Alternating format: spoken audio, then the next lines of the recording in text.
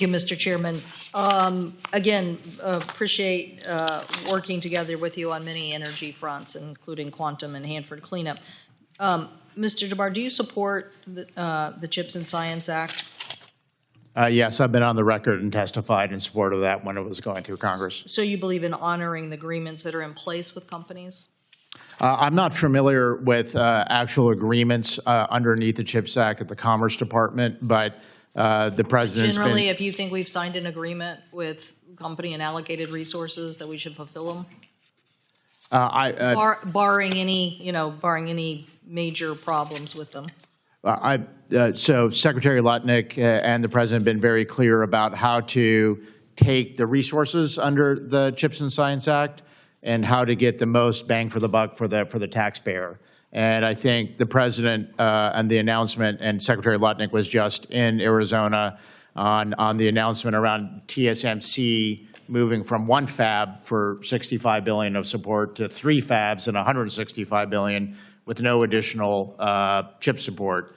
And so I think that's a great example of taking the CHIPS Act subsidies and support and how to get the most out of it within agreements. So I'm not familiar, for example, with all the TSMC agreements, but I think that's an excellent. I have more questions. I actually saw Secretary Lutnick last night, and he was emphasizing how much he enjoyed being there. But I tell you this committee and the last administration got that done. Now, I'm glad you feel like you get to rearrange some of the chess pieces, but the President of the United States saying he's not for CHIPS and Science, and then all of us having to push back every damn day is nuts, okay? This is policy that we've implemented that will make the United States competitive.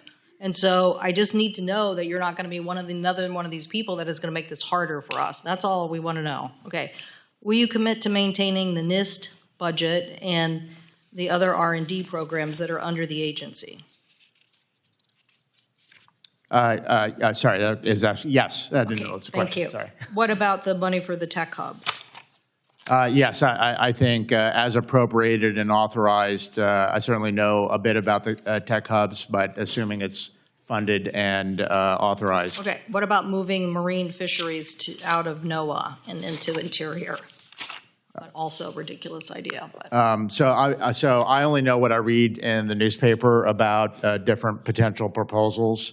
I do know that over time that various proposals have been made about NOAA, including last Congress, about separating it completely. So I would review any sort of proposal, given many's been made over the decades on NOAA. I get this may not be one of your areas of expertise, but if you could bone up a little bit more on this for the record and give us an answer. The science that NOAA does helps us manage our fisheries. And right now, we're being taken advantage of by both the Chinese and the Russians. And so we don't want to be more disenabled at NOAA to advocate for our fisheries.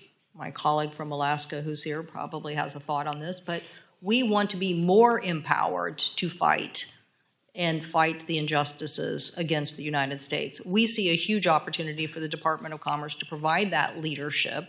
You want to talk about a trade issue, talk about fisheries, and talk about the unfairness that's happening. But we need the science, and we need that agency to be complete on its R&D mission in NOAA. So what about the Office of Oceanic and Atmospheric Research that also is being proposed to be eliminated?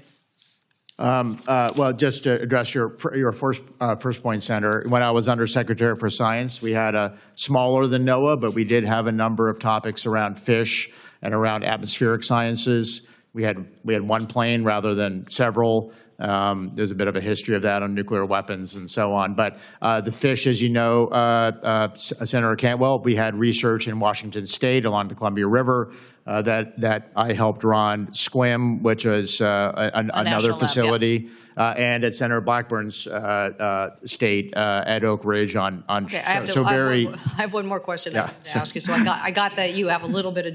You'll come back to me on this point. So, but on the spectrum issue, you don't. The warfare of the future is in the skies, correct? Sorry. The warfare on the spectrum issue, the warfare of the future is in the skies, correct? Yeah, absolutely, Senator. Okay, and so we can't give away DOD assets that could have interference if that hurts our warfare capabilities for the future. Is that correct? We absolutely need to be careful, and I do have a bit of a technical background in this, and I know there are many people working on how to use the spectrum from a technical point of view more efficiently. So in addition to just what the actual spectrum set aside is, but also how to manage it better from a But technical. you don't believe in compromising DOD? Oh, absolutely not, Thank Senator. you. Yes, Thank yes, you. sorry. Thank you, Mr. Chairman. Senator